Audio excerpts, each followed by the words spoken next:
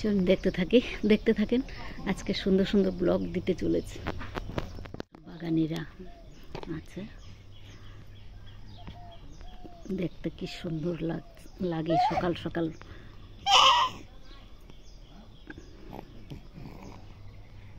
এখানে দিদির বাড়িতেই 6-7টা বেল গাছ আছে। কি কি কি কি হয়েছে? সব চারিদিকে শুধু বেল গাছ।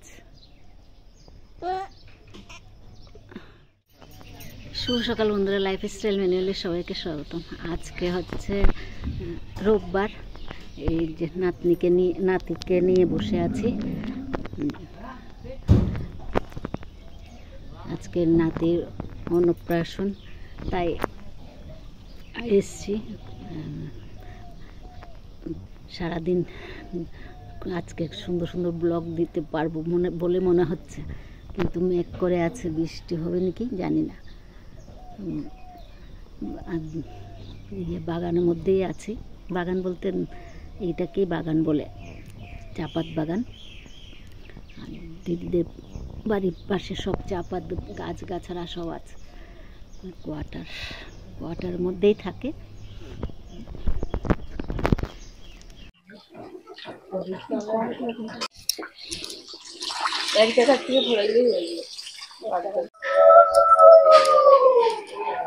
জল ভরা হয়ে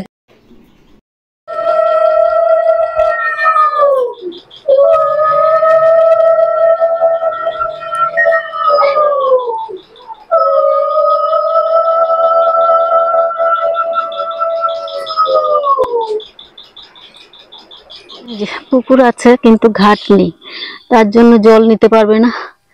এখন ওই নিজের টাইম কলের জল আসছে, সেখান থেকে নেবে। আর এই যে গ্রামীণ এলাকা, কি ভালো লাগছে। এখানে কি সুন্দর টগর ফুলগুলো, মাঝখানে হলুদ আর চারিদিকে সাদা। নাতিকে বললাম ফুল তুলতে, নাতি ফুল তুলছে।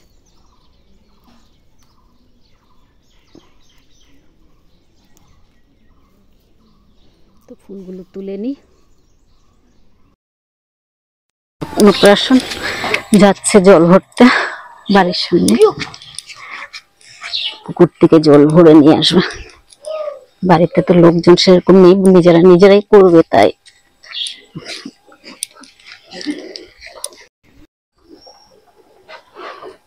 আমাদের জামাই রান্না করছে ভাইপোর জন্য মাছের তরকারি,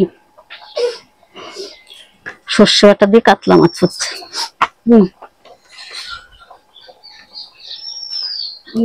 মাছগুলো